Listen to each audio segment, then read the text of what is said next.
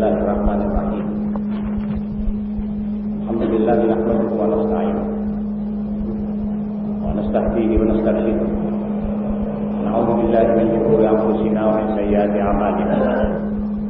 May yahdihillahu fala mudilla lahu wa may yudlil fala hadiya lahu.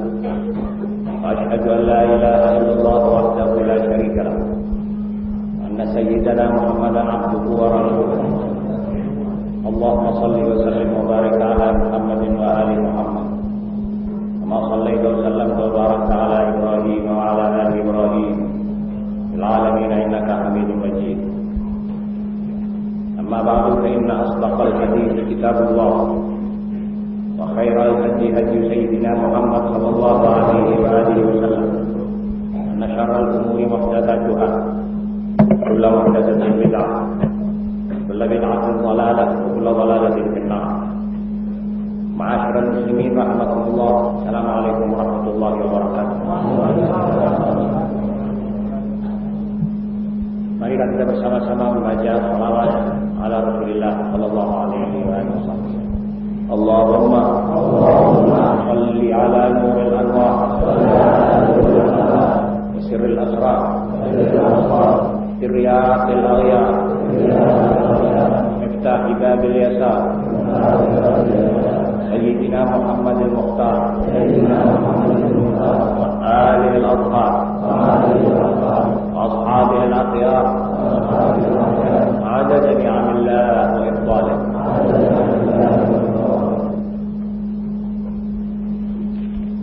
Di hadapan kita malam ini adalah deklat yang ke-21.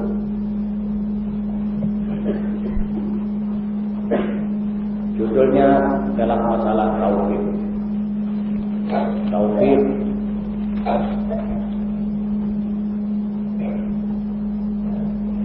yang artinya bagi kehidupan kita umat Islam sangat penting. Tauhid artinya mencocokkan sesuatu pada setelannya, menggaduh-gaduhkan sesuatu, itu namanya tauhid. Dan di sini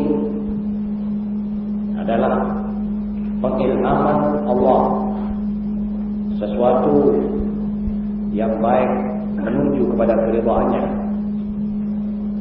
Jadi pengilhaman Allah kepada seorang manusia muslim untuk mengamalkan sesuatu yang menuju keridhaannya, itu namanya taufik. Jadi taufik itu menjadi sebab jayanya kita. Taufik menjadi sebab selamatnya kita. Taufik juga bisa menyebabkan kita selamat sampai ke akhirat. Taufik juga menjadi sebab pendorong kita untuk beramal saleh. Dan taufik pula menjadikan kita bisa memimpin diri sendiri, memimpin keluarga, dan memimpin masyarakat. Taufik juga berarti suatu maksud kebijaksanaan dan hikmah. Ma'asyiral muslimin, bayangkan jika pintu taufik ini ditutup oleh Allah pada seluruh umat. Kalau Allah menutup pintu taufiknya di muka umat Muhammad SAW seluruhnya, bayangkan bagaimana keadaan kita. Jika pintu taufik itu tertutup di hadapan 1-2 orang, masih bisa dimengerti dan bisa ditolong 2 orang itu. Tapi kalau sudah umat tidak mendapatkan taufik, sama dengan mereka tidak mendapatkan hidayah, dan maka umat itu akan menelurkan amalan yang tidak soleh, dan umat itu pula akan memberanakkan generasi yang tidak bisa dipakai sama sekali.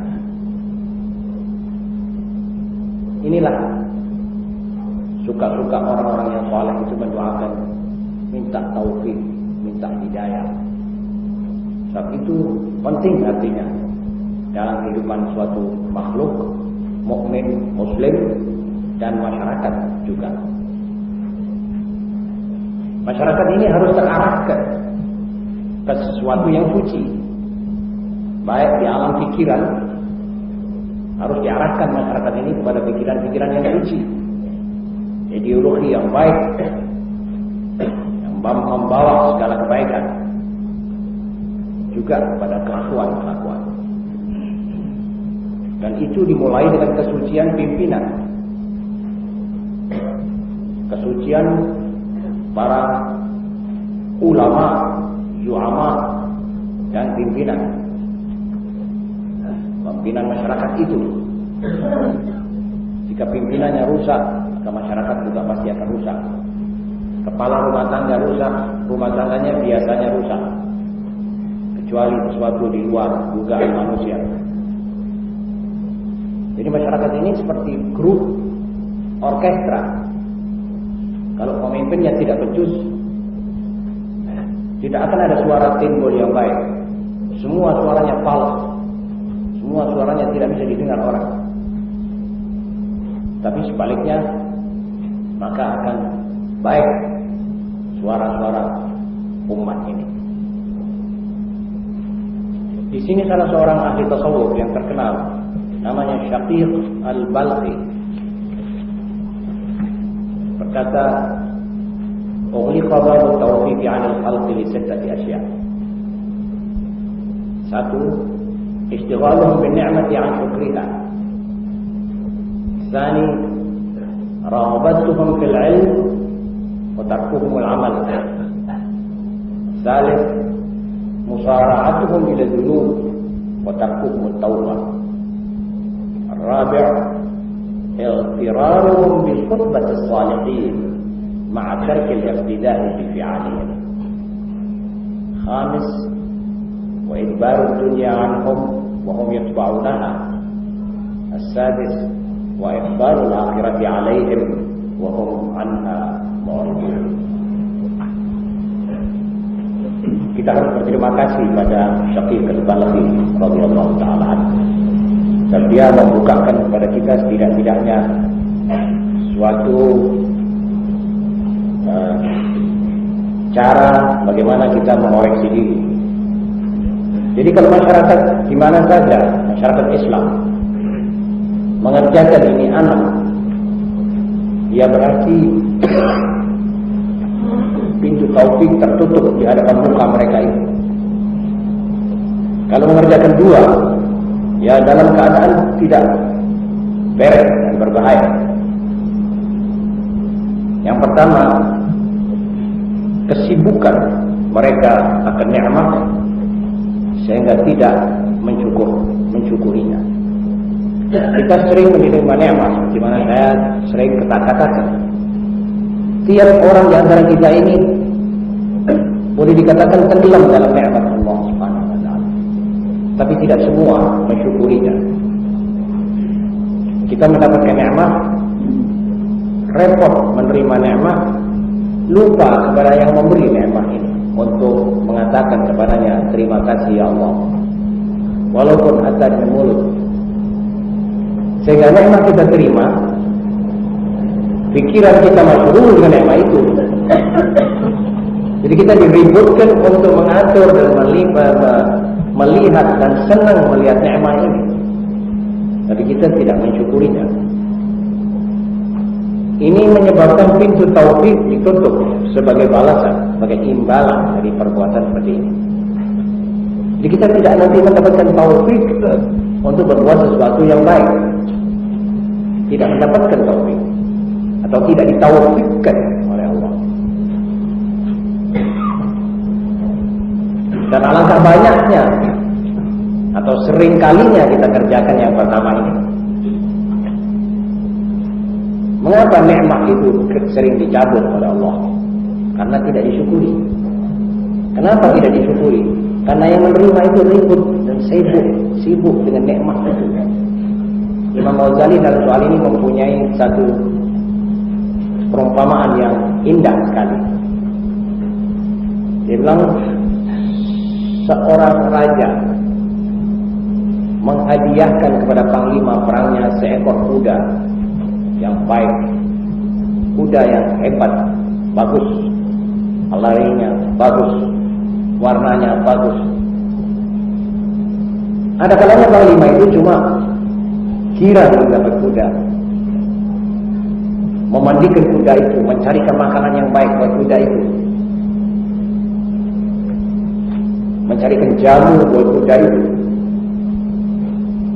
Terlalu girang mendapat nikmat karunia. Tapi ada seorang lain yang mendapat seperti itu dari raja.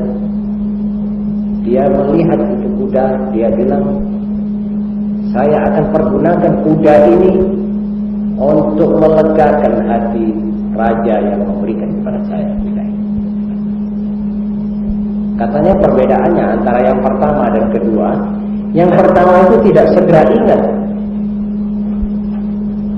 untuk apa ini kuda diserahkan kepadanya. Yang kedua spontan mengerti, raja menghadiahkan kepadanya kuda. Tentu dia akan senang kalau saya gunakan kuda ini untuk mengatur barisan-barisan angkatan perangnya, untuk saya gunakan melawan musuh-musuhnya, dan seterusnya. Begitulah kata Imam Ghazali, seorang hamba Allah yang menerima nikmat, mendapat anak, ribut, sibuk dengan melihat anak, mengatur segala-galanya dari anak itu. Dia lupa apa kewajibannya terhadap anak, sehingga sampai anak itu besar, sudah umur 7 tahun, itu anak dimanjakan, tidak pernah disebut di kupingnya nama Allah, tidak pernah dididik, tidak pernah diajak ke masjid, tidak pernah disuruh itu, disuruh ini yang baik-baik. Diberikan saja coklat, berikan segala kemauan itu anak, makanannya, minumannya. Akhirnya ini anak besar, berakar, berat atas dasar pendidikan pertama itu. Akhirnya ini anak lupa kepada Allah, dan menyeret dia pula lupa kepada Allah. Ini misalnya orang yang diberi nikmat dan tidak mensyukurinya. Yang kedua, kegairahan menuntut ilmu tetapi tidak mengamalkannya. Aduh, ini barangkali ya banyak sekali ini kita rasakan di tengah masyarakat kita. Kita semua suka menuntut ilmu, kita semua suka menghadiri majelis-majelis seperti ini. Siapa yang tidak senang? Siapa yang tidak suka menghadiri majelis seperti ini?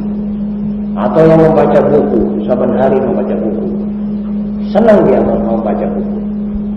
Tetapi yang mengamalkan hasil dari bacaannya atau hasil dari pendengarannya dalam majelis-majelis ta'lim seperti ini, itu dihitung dengan jari tangan kita. Mudah-mudahan di sini tidak demikian. Mudah-mudahan. Saya pun mendoakan itu untuk diri saya sendiri, untuk anak-anak saya dan anak-anak saudara-saudara sekalian, untuk saudara pun, baik kaum ibu maupun kita semua. Semoga kita sudah mendengar, lantas kita mengamalkan. Jika tidak, maka pintu taufik itu nanti akan ditutup di muka kita oleh Allah Subhanahu wa Ta'ala, dan tidak akan ada yang membukanya kecuali Dia. Di sini soalnya. Barangkali kalau kita agak kritis,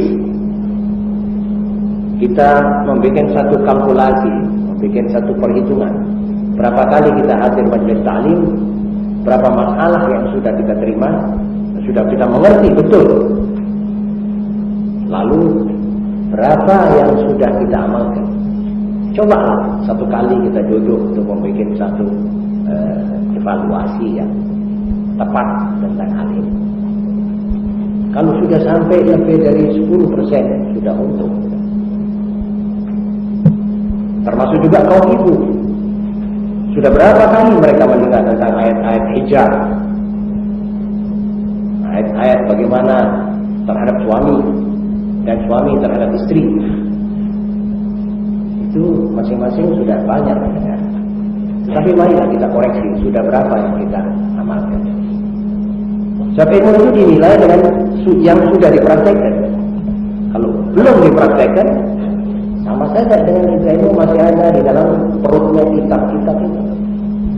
Sama saja.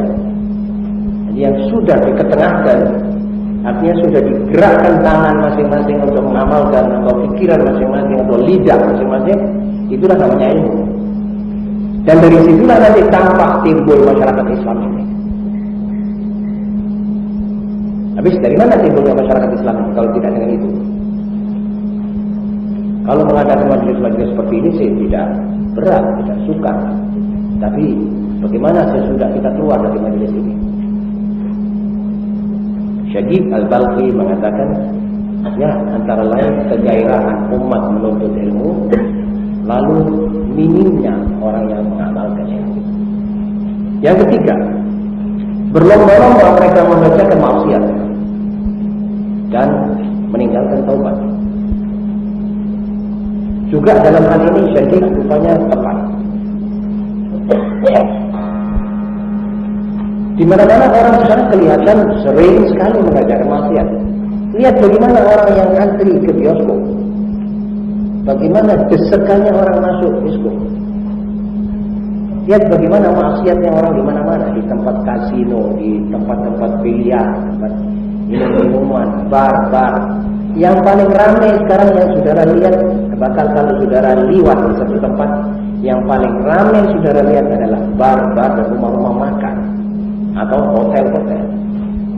Lihat itu mobil yang berderet-deret di belakang hotel-hotel seperti Mirama dan lain-lainnya itu bagaimana? Apa di orang di hotel itu membaca pengajian begini? Apakah maksiat? Jadi lomba-lombanya orang kemaksiat ini tidak mufakat, tidak bisa dibayangkan. Tetapi sedikit sekali di antara orang yang sudah selit mengerjakan maksiat lalu dia tobat. Lalu bagaimana? Pernah saya katakan bahwa Allah mengampuni kita sampai 7 jam. Pemerintah malaikat jangan dicatat. Kalau itu diteruskan, maksiat kita terjang, tapi tidak tobat, pintu taufik ditutup. Jadi sudah dibuntu kita daripada ilhaman sesuatu yang baik untuk kita kerjakan. Justru itu yang menyebabkan kita jaya, justru itu yang menyebabkan kita senang dan menang dan bisa memimpin diri sendiri, itu taufik. Yang keempat, kebanggaan dengan pergaulan orang soleh tapi tidak meniru kelakuan mereka. Bayangkan ini Syagib ini sekarang kira-kira ada 800 tahun ini manusia dengan kita. Jarak antara kita dengan Syagib Al-Balqi itu 800 tahun kurang lebih. Bagaimana dia bisa melihat, mensinyalir kelakuan umat Islam seperti yang dia sebut ini. Semua kita bangga kalau kenal dengan orang soleh, kiai, ulama, wali, habib, bangga, senang. Saya kenal kiai itu, saya pernah ketemu sama habib soleh, saya pernah ketemu dengan fulan, saya pernah ketemu dengan fulan. Tapi sedikit pun tidak ada orang yang niru kelakuannya. Lalu bagaimana? Apa artinya itu perkenalan? Malah sesudah mati juga ini aulia apa dikejar kuburannya. Karena dia kepingin duduk di atas atau di samping kuburan para aulia. Tetapi dia sedikit pun tidak pernah terikat dalam pikirannya. Bagaimana sejarah kelakuan ini wali ini? Saya akan bekerja seperti dia, supaya saya jadi wali seperti dia. Atau setidak-tidaknya supaya kecintaan saya ini ada buktinya, ada keserasiannya.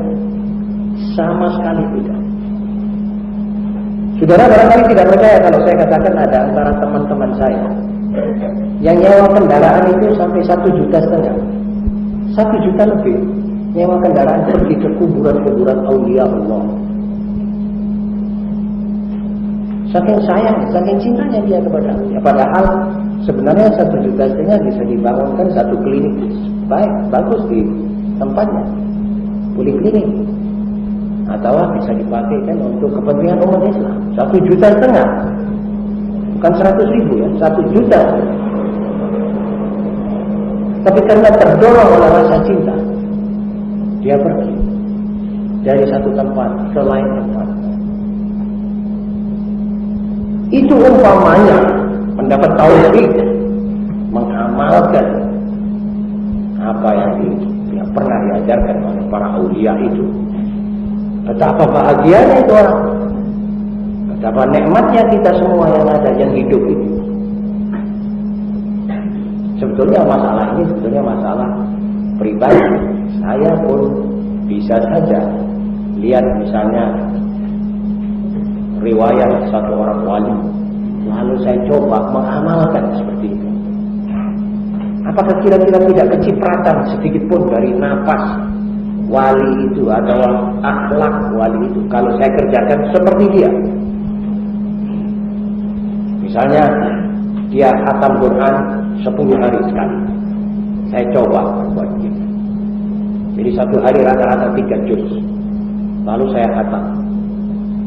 Dia membaca kitab ini, saya membaca juga kitab itu, sama kitabnya ada. Misalnya kitab Ihya, banyak aulia itu suluknya itu dimulai dengan kitab Ihya, lalu saya baca kitab Ihya dan saya amalkan. Apakah kira-kira tidak akan ada sesuatu setruman dari alam roh ke alam syahadah ini kepada saya atau kepada teman-teman yang saya ajak ke situ? Insya Allah ada. Dan itulah artinya mahabbatus sholihin. Kalau kita menangi orang soleh yang masih hidup, kita minta dia yang tidak, kita minta dunia saja. Seperti mana saya pernah ceritakan tentang Habib Soleh yang bicara bahwa saya ini sering orang datang bilang, Bib, saya ingin naik pangkat, Bib, saya ingin. Yang diminta itu adalah benda duniawi.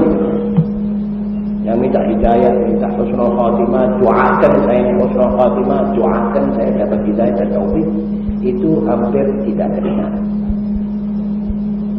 Jadi ma'asyiral muslimin, perkumpulan atau kesayangan kita kepada aulia, kepada para kiai, para sholihin, para ulama itu sebetulnya baik.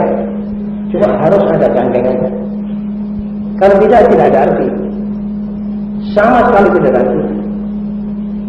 Ya mungkin kalau Allah akan memberi kepada orang itu barakah luar daripada yang dia duga dan dia kira-kirakan, bisa saja. Jadi masalah ini dimulai dengan sayangnya kita kepada Nabi. Siapa di antara kita yang tidak mengaku dia sayang kepada Nabi? Allahumma shalli wa sallim alaihi. Siapa yang bilang saya tidak cinta kepada Rasulullah SAW? Dia menjadi sebab kita ini bisa kenal kepada Allah. Kita menjadi sebab kita bisa rukuk dan sujud. Kita sekarang sholat menurut sholat beliau, sebagaimana yang dia perintah, sallu kama ra'aitumuni usalli. Tetapi apakah itu saja cukup? Apakah ajaran-ajarannya yang lain itu sudah tidak perlu kita kerjakan? Apa tu'minu nabi ba'dul kitab wa takfuruna bi ba'd? Nah, kalau kita bilang tidak, harus semuanya kita kerjakan. Mana buktinya? Apakah cinta orang yang tidak mendampingkan tangannya dengan yang dicintai? Apakah dinamakan cinta orang yang tidak mengidentikan dirinya dengan yang dicintai? Saya kira ini juga perlu kita koreksi pada diri kita. Itu dari mulai Rasulullah SAW sampai para aulia, para ulama, para syuhada, para semua yang kita sayangi, kita lihat kita punya diri sampai di mana. Sebab itu adalah identitasnya seorang manusia muslim. Bisanya kita tahu dari sini. Ya. Yang kelima, dunia membelakangi mereka, namun mereka berlari-lari mengejarnya. Sekarang sebetulnya dunia ini sudah, kalau boleh saya gunakan kata yang agak kasar, ngungkuli kita. Kita malah ngejar dia. Ya seperti sesuatu yang memang mengungkuli kita, membelakangi kita kejar dia. Ini membuktikan yang dikejar itu yang betul-betul kita sayangi. Padahal bukan begitu mestinya. Dan ada lagi gandengannya, yaitu akhirat. Akhirat mendatang kepada kita. Jadi kita ini sebetulnya maju ke akhirat. Akhirat itu dekat. Akhirat itu apa sih? Akhirat itu mulai dari maut. Tiap matahari terbit, kita melangkah satu langkah ke arah kubur. Tidak usah saudara takut, tidak usah saudara kaget. Ini memang harus kita ketahui begitu. Ini ABC-nya hidup, alif batanya hidup itu harus kita ketahui bahwa umur itu hari. Jadi kalau kita sudah selesai seperti tadi ini, matahari hari Sabtu tanggal 21 Jumadil Akhir sudah terbenam, berarti kita sudah melangkah satu langkah ke arah tempat yang 4 kilan kali 2 meter. Nah, kalau sudah kita ketahui begitu, kata dia, kenapa kita tidak peduli ke hari itu? Akhirat datang menghampiri kita, dan kita sabar maju ini menghampiri. Semakin dekat nanti ketemu. Akhirat itu jadi dimulai dengan nazar, lalu maut. Itu akhirat. Jadi kita mau tahu semuanya nanti itu dari situ mulai. Itu detik pertama. Jadi garis finish kita dari dunia pindah ke alam berikutnya, itu namanya akhirat. Kenapa kita tidak pedulikan ya? Artinya, ya orang tidak memperdulikan sesuatu itu kan ada tanda-tandanya, artinya tidak bersedia-sedia, tidak berkemas-kemas. Sama dengan orang yang dikatakan besok akan tiba bulan sebagai tamu. Dia tidak bersedia, dia tidak pergi pasar, tidak belanja, tidak apa. Sampai orang-orang itu datang tamu. Itu namanya tidak memperdulikan tamu. Walaupun dia 1000 kali mengatakan, iya saya perhatikan itu, jangan dipercaya, nyatanya perbuatannya begitu. Betul saudara? Kita juga. Jadi kita harus mengetahui kalau kita ini sudah menghadap ke akhirat, akhiratnya datang. Dunia yang kita kejar ini tidak kunjung datang, tidak kunjung di tangan kita, dan tidak kunjung bisa kita mengerti kemana seluk-beluknya ini. Kecuali kalau kita menggunakan rasio yang betul-betul normal, kita katakan kalau begitu dunia ini harus kita ambil secukupnya kita buat hidup. Tidak kita tumpukkan sesuatu lebih dari kebutuhan. Nah, ini pikiran aulia, ini pikiran soleh. Yang oleh kita sering diejek, oleh kita sering dicemoohkan. Wah, lihat orang lain mau numpuk dunia. Oh, kita sih diajar jangan mau dunia. Bukan itu yang dimaksud. Dunia ini kita cari secukupnya. Kalau kita dapat rezeki yang besar, kita taruh itu rezeki yang besar pada tempatnya. Kita sedekahkan. Kita lihat rahim sanak keluarga kita. Kita lihat tetangga kita. Kita lihat kewajiban-kewajiban kita terhadap Allah. Belum haji, dipakai untuk haji. Ada sanak saudara sakit, kita dan tidak mampu, kita sumbang. Kita lihat anak-anak saudara-saudara kita sendiri yang masih kecil-kecil, yatim, ayah meninggal, kita pikul. Itu namanya dapat dua, dapat silaturahim dan dapat melihara anak yatim, walaupun saudara sekandungnya sendiri. Itu namanya orang mencari dunia dengan rasio, dengan pikiran. Jadi tidak kalah mencari dunia. Kekalapan mencari dunia berarti semakin menjauhnya kita dari Allah. Di sinilah letaknya ujian kita. Dunia yang membelakangi kita. Kita kejar, akhiratnya menghampiri kita, kita tidak pedulikan. Ma'asyiral muslimin, keenam perkara ini menurut si Nyamen Syaqir Al-Balakhi menyebabkan pintu taufik ditutup oleh Allah. Kalau sudah itu ditutup, kita akan kewalahan. Sama dengan mobil jalan kencang di tengah-tengah rimba raya yang gelap, lampunya mati. Terpaksa saudara harus turun. Kalau saudara tidak mau masuk jurang, turun pun juga saudara resiko. Rimba raya, barangkali ada ular yang bukan saja menggigit saudara, mungkin menelan saudara. Bisa saja.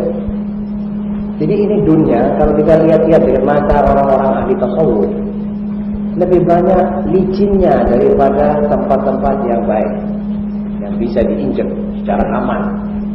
Hampir tidak ada amannya, dan saudara dihadapi oleh seluruhnya, seluruh kuda. Hampir tidak bisa saudara katakan ada yang aman. Dan saudara dihadapi oleh setan, oleh hawa nafsu sendiri lawan. Coba kata Imam Ghazali, bagaimana saudara kalau saudara sebagai pemburu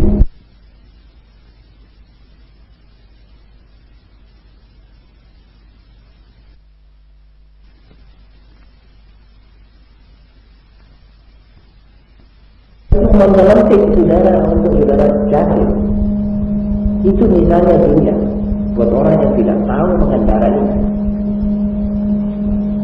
Saya tidak katakan saudara jangan cari duit, saudara jangan cari nafkah duduk di masjid untuk menggerakkan tasbih. Tidak itu maksud saya, saudara. Maksud saya saudara cari dunia dengan rasio. Dan ingat bahwa ada yang mengejar saudara yaitu akhirat, yang saudara akan ketemu nanti dengan akhirat. Itu coba diperhatikan. Dan ini diambil secukup kita punya kebutuhan. Lebih dari itu sudah sebetulnya saudara memikul beban. Entah kalau saudara ada nazar atau niat mau mensedekahkan, seperti Sayyidina Ali mengatakan, orang mencari dunia sudah dapat disedekahkan, ditaruh di tempat-tempatnya. Masjid dibangun, sanak keluarganya ditutup kebutuhannya, nafkah-nafkahnya dikeluarkan semua, dipakai untuk makannya, tidak nyimpan apa-apa. Lalu ditanya lantas bagaimana itu Sayyidina Ali? Ya, itu umpamanya orang mau naik gunung tinggi, dia mesti memikul seluruh yang dia pikul. Ada lemari, ada buffet, ada kemarau-kemarau, ada anggur, ada macam-macam, ada coek, ada ulek-ulek. Lalu dia bilang, bagaimana saya mau naik gunung memikul ini? Semakin banyak pikulannya, semakin berat buat dia naik. Lalu ada orang bilang, saudara, bagaimana kalau ente punya barang semua ini, anak angkat yang diterima di atas? Kira kalau tidak ya? Pasti dia kira. Nah, itu misalnya. Terima di akhirat. Tidak ada hisab sudah. Yang dihisab itu yang saudara pakai tidak tepat. Yang saudara taruh tidak tepat. Kalau saudara pakai itu duit misalnya buat beli rokok, itu ada perhitungannya hari kiamat. Apa sebab? Loh ya katanya Allah Ta'ala, saya kasih kamu paru-paru motor. Kenapa kamu kembalikan pada saya plek? Kenapa kamu sampai batuk-batuk, tidak bisa rukuk, tidak bisa sujud? Masjid kita ini penuh kan suaranya orang jemaah itu, batuknya orang jemaah itu mentajwiskan orang banyak. Allah yang ada salah satu kiai di daerah Bondowoso, namanya Kiai Karimullah, Allah yarham, orang baik. Dia punya langgar, punya masjid. Dia bangunkan jemaah di situ. Kalau ada orang batuk-batuk disuruh pulang, sampai cari obat. Loh kenapa ya saya ini mau sembahyang? Tidak, sampai sakit. Jangan masuk saja dalam keadaan sakit. Orang wali Allah. Kita tidak bisa sembahyang. Kukang seperti ini. Tidak lain dari sebabnya itu ya, kelobotannya, rokokannya, segala macam ini. Ini masuk. Ya yang lain juga begitu. Kiaskan sendiri saja. Menaruh duit bukan pada tempatnya. Jadi ma'asyiral muslimin, inilah sinyalir atau sinyalmen daripada Syahid Al-Balqi. Buat kita harus terima kasih pada orang ini. Sebab dia setidak-tidaknya membukakan jalan bagi kita. Bagaimana sebenarnya kita lebih hati-hati dalam hidup di dunia ini. Kalau kita sudah dikasih begini, nanti kita tahu sampai di mana yang kita lakukan. Apa semuanya kita lakukan? Apa sebagian? Atau tidak sama sekali? Syukur kalau tidak sama sekali. Jadi kita sebenarnya orang-orang yang soleh, yang baik, yang pintu tauhid masih terbuka di hadapan kita. Saudara-saudara, inilah yang perlu saya jelaskan dari diktat yang ke-21 ini. Dan maksudnya adalah kita kembali nanti merenungkan sekali lagi maksud dari diktat ini. Sampai berapa pasal yang masih kita lakukan dan berapa yang sudah kita tinggalkan. Sekian. Acara tanya jawab akan dimulai.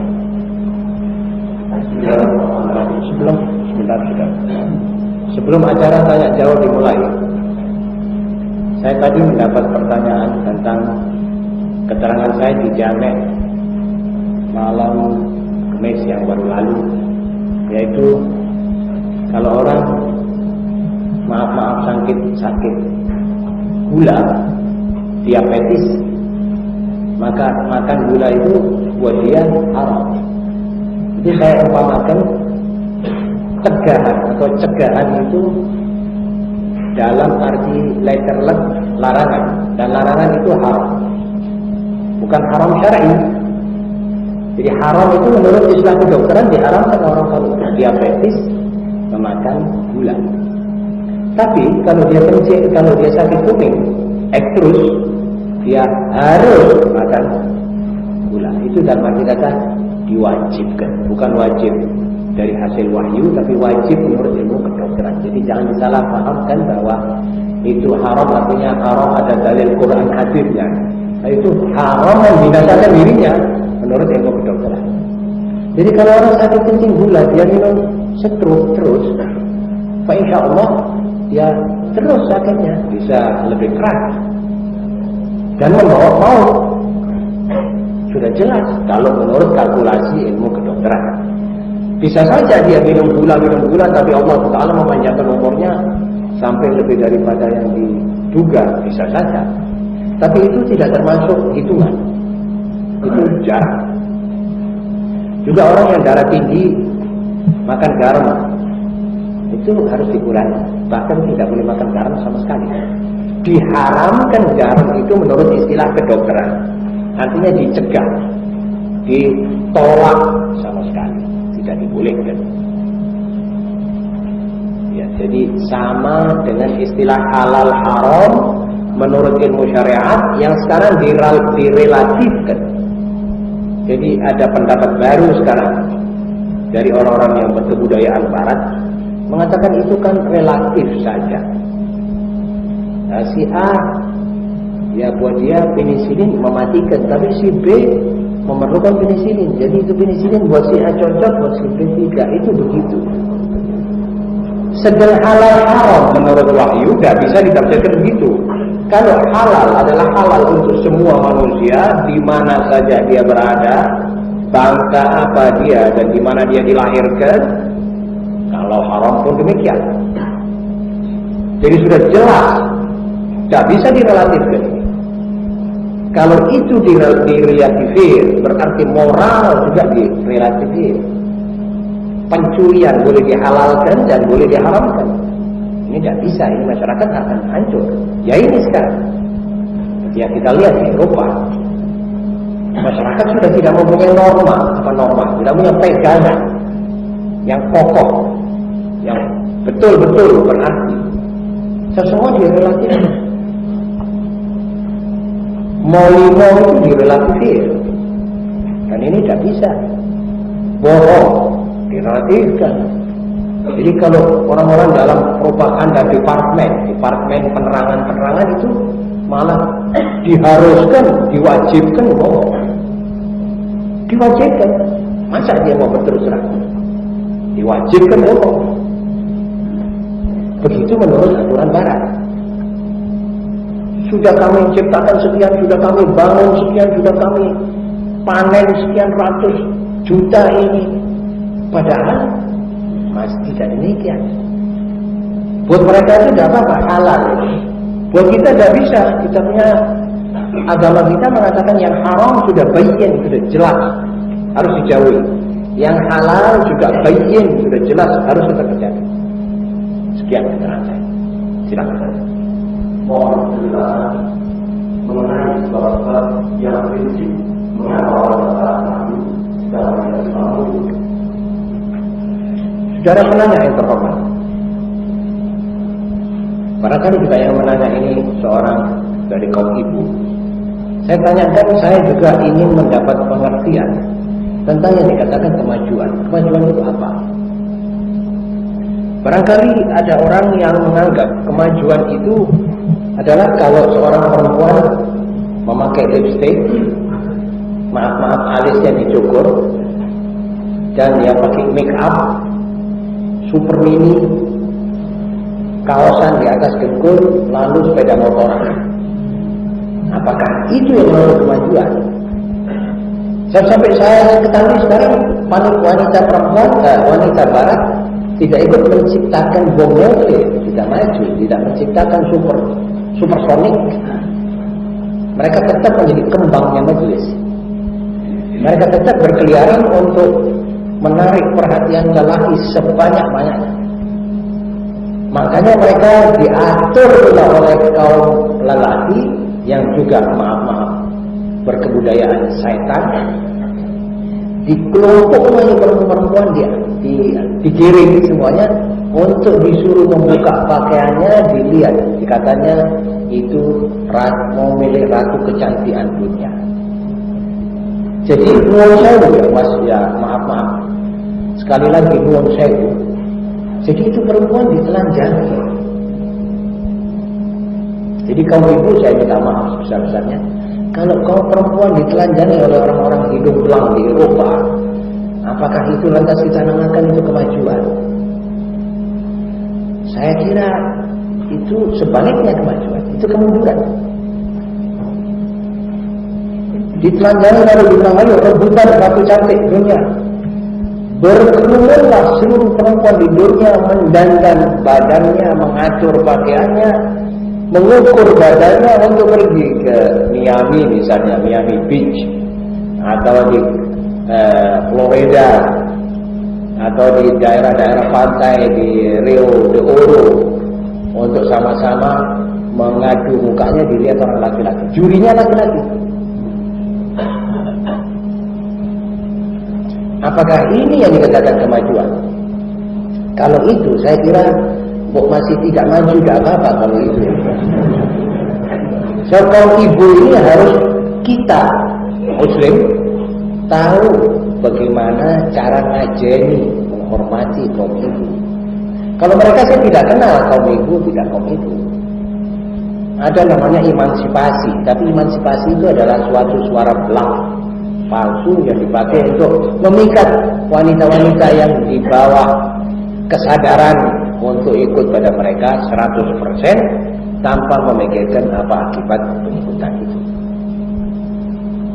Kalau Islam tidak begitu. Islam sudah cukup memajukan kaum ibu, menghormati kaum ibu, asal kita bisa menerima ajaran Islam itu dengan kesadaran dan mengamalkannya.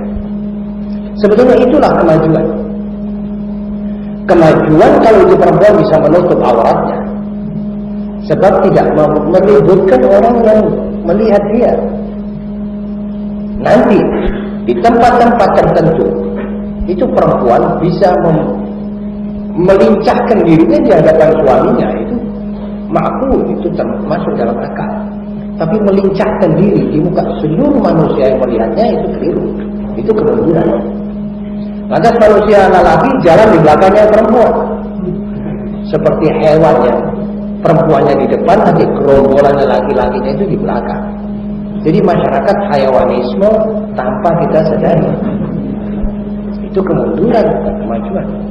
Jadi kita kaum ibu muslimat harus bersyukur bahwa kita mempunyai tata krama dan aturan-aturan dalam pergaulan yang digariskan oleh Allah dalam Al-Quran betul-betul wetenschappelijk, artinya ilmiah dan cocok dengan perasaan dan norma orang-orang yang waras.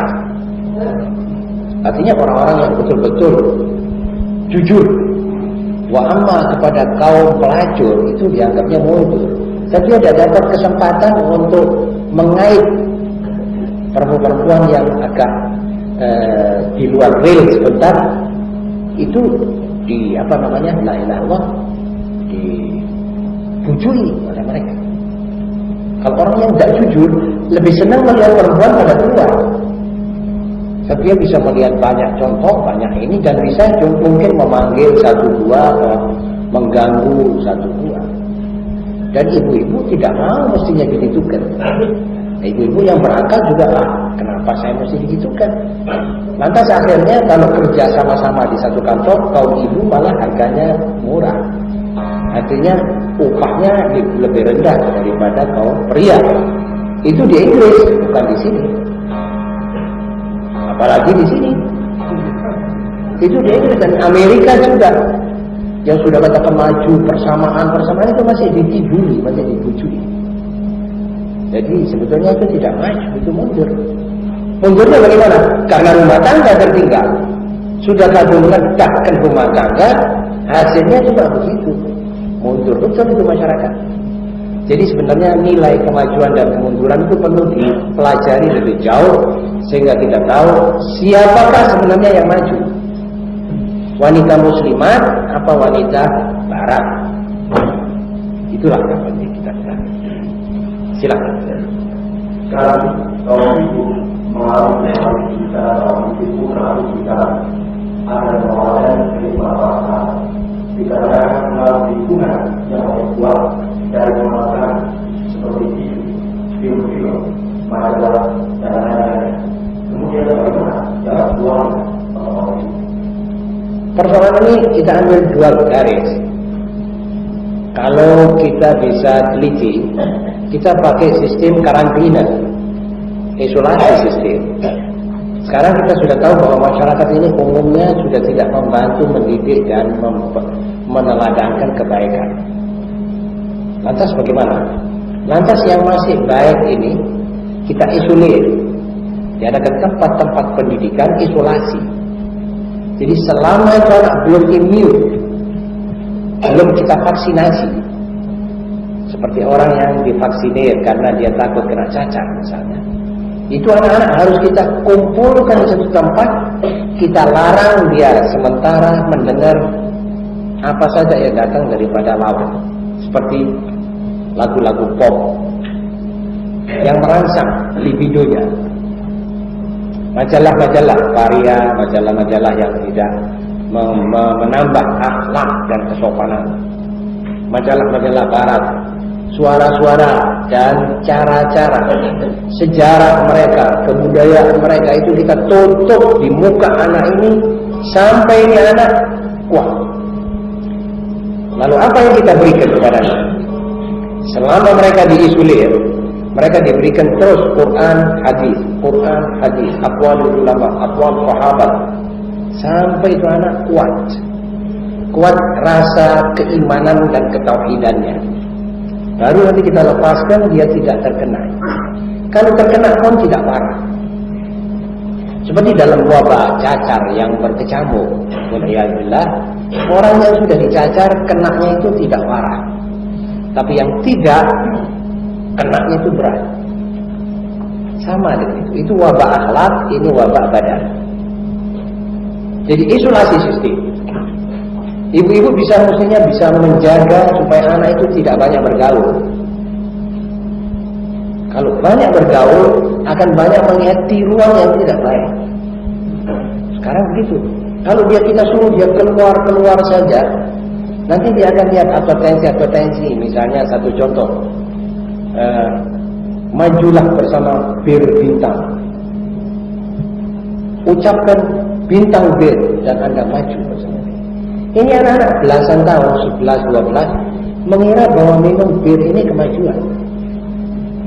Dia beli botol yang pertama, dia beli gelas yang pertama, akhirnya dia diseret oleh beratus ribu botol whisky ke dalam got. Dan otaknya sudah dimakan oleh alkohol. Terjadilah pula contoh banyak seperti ini, terjadilah apa yang dikatakan masyarakat alkoholis. Karena apa? Karena advertensi yang palsu, yang dilihat oleh anak yang belum dewasa, karena tidak diisolir, tidak divaksinir. Kalau kita vaksinasi kan dia, kita bilang Nabi SAW bersabda, al-khamru ummul khaba'ith, ibunya, biangnya segala kejahatan, wahai anakku, adalah minuman keras. Hati-hati kamu dari minuman keras. Begitu kata Nabi Muhammad SAW. Lantas kalau anak keluar, sudah agak kuat, dia keluar, dia lihat, majulah bersama bintang dia bilang, palsu kamu. Atau apakah anda ingin berbahagia? Isaplah Arda,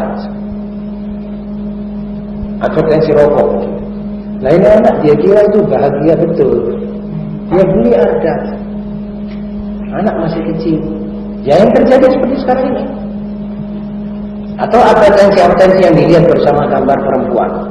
Apa hubungannya advertensi TV dengan satu perempuan setengah telanjang menunjukkan TV misalnya? Advertensi kipas angin, itu perempuan telanjang. Jadi ini perempuan dibulan-bulani sama orang-orang barat yang kita tiru kelakuannya, kebudayaan setan putih. Jadi kita sebetulnya tidak boleh ikut sama sekali, mestinya kita benci sama itu. Kalau mereka jalan ngalor, kita mesti pasang kaki jalan itu. Dan itulah yang dimaksud oleh Rasulullah SAW. Khalifuhu. Ada kena pertentangan dengan mereka. Jadi kalau mereka pergi ngalor, kita itu jangan ditiru sama sekali. Tidak boleh begini. Wa amma sekarang, maka mereka ngalor itu kita hati-hati, cari bekas tapak kakinya kita ingat. Sampai kata Rasulullah SAW, shibran bi shibr, sejengkal demi sejengkal, wa dira'an bi dira'an, sehasta demi sehasta, mengikuti kelakuannya orang kafir. Lantas bagaimana? Ya ini hasilnya. Bagaimana saudara punya penilaian terhadap masyarakat kita sekarang? Maju tak? Tidak tahu ya, coba nilai sendiri saja. Ketengahkan di masyarakat dunia. Orang menyebut dunia tidak menyebut umat Islam. Saudara tahu apa belum? Saudara itu tidak disebut oleh internasional. Internasional kafir tidak menyebut saudara. Orang pengungsi akibat perang itu apa sih bedanya? Kalau menurut Barat ada bedanya. Pengungsi Vietnam itu sana sini nampung. Amerika sudah membicarakan di Kongres, ya boleh kita tampung 100.000 orang pengungsi. Australia menampung. Semua negara, Thailand menampung, semua menampung supaya ringan beban pengungsi Vietnam. Sedang pengungsi Palestina yang jumlahnya 1,5 juta diusir oleh kaum Yahudi, duduk di Sahara, di gurun pasir.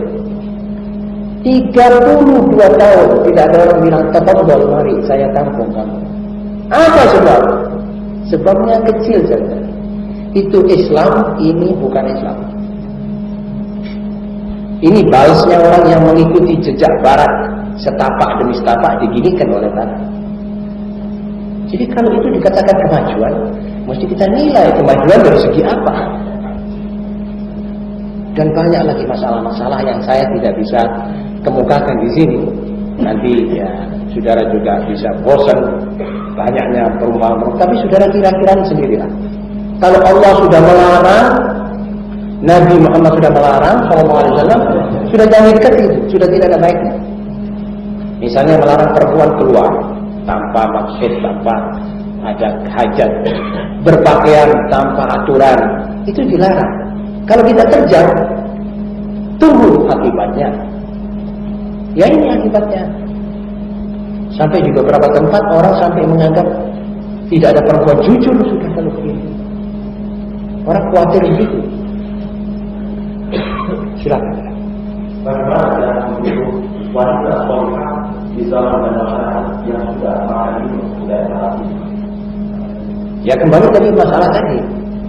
Ya jangan dimakan, jangan minum itu kebudayaan Barat. Harus dibalik itu kebudayaan Barat, harus maaf dimuntahkan kembali. Lalu dia makan dan minum kebudayaan Quran dan sunnah Nabi Muhammad SAW.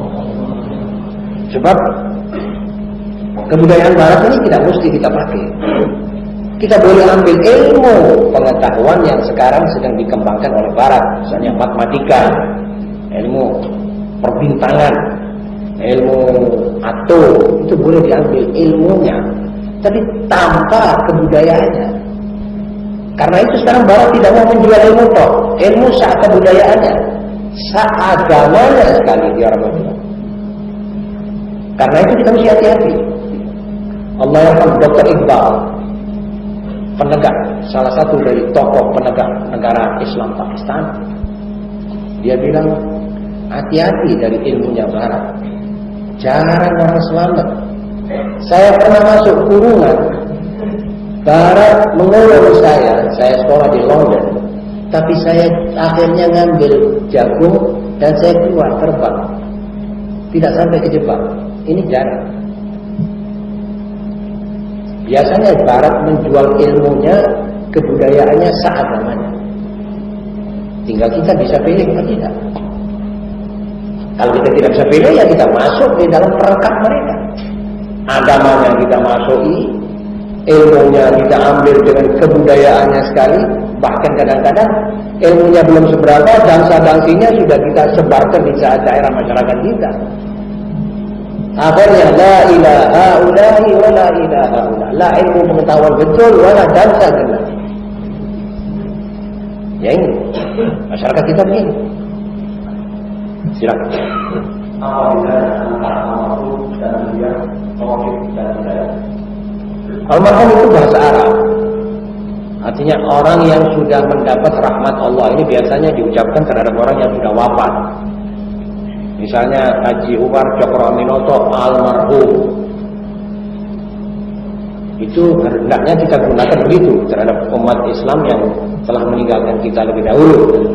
Tetapi kalau saudara mau sebut, mau cetung, tentu tidak pakai almarhum. Boleh pakai ALM gitu saja, tapi bukan dibaca almarhum. Jadi bisa al-mal'un, itu bisa. Sebab itu orang yang kafir la'anahullah. Ini sekarang surat-surat kabar kita, termasuk surat kabar Islam, kadang-kadang almarhum mau cetung.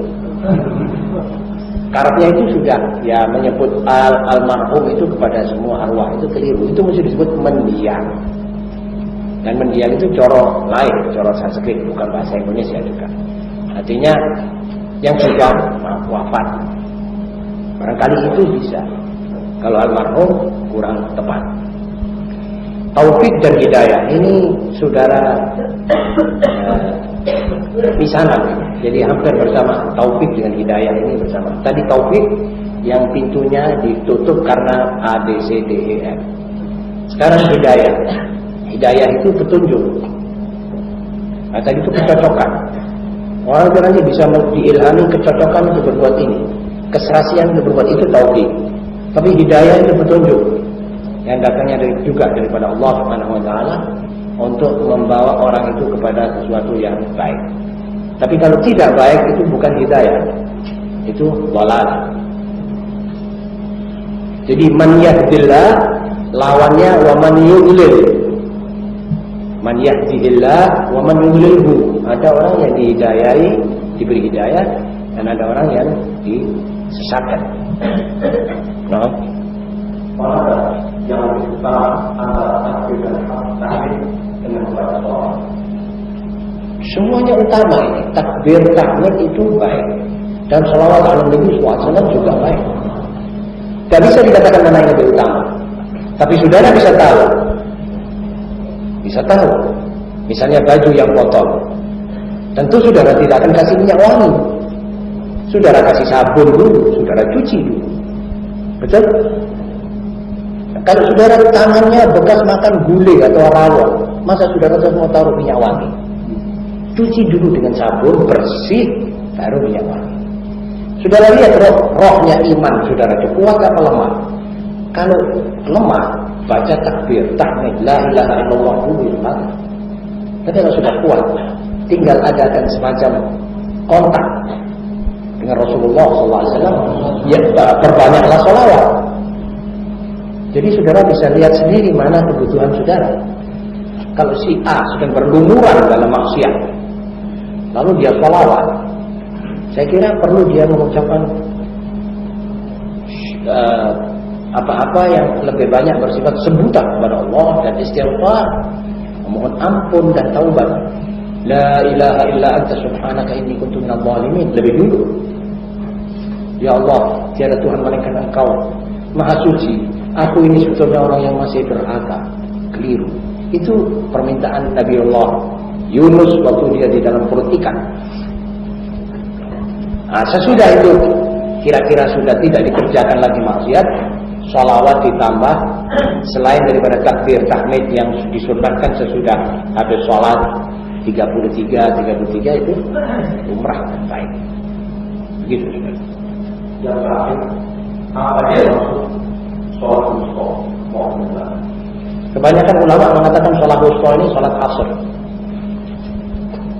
Bahkan ada hadis yang mengatakan bahwa malaikat Allah itu hadir dalam jamaah-jamaah di masjid-masjid itu pada 2 waktu.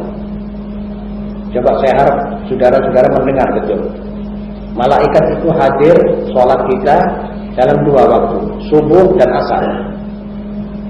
Dalam hadis itu ada pergantian pluh. Yang mau naik ke langit melaporkan itu dari asar, yang harus naik pergantian hari. Dan subuh mereka hadir. Malaikat yang malam berangkat, yang pagi mulai turun, menghadiri sholat kita subuh. Makanya fadilahnya besar 2 sholat ini. Karena itu harap saudara-saudara sekuat-kuatnya, sedapat-dapatnya tidak meninggalkan jamaah asar dan subuh. Dan sekali lagi sholat wusta adalah sholat asar. Sekian.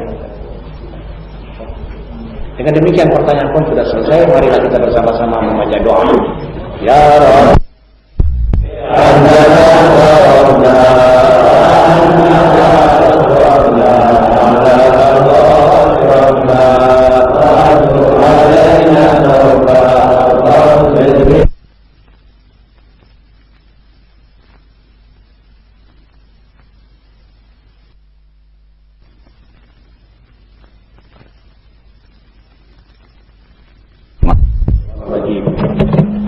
Bismillahirrahmanirrahim. Alhamdulillah nahmaduhu wa nasta'inuhu wa nasta'hihi wa nastaghfiruh. Na'udzu billahi min shururi anfusina wa min sayyiati a'malina. May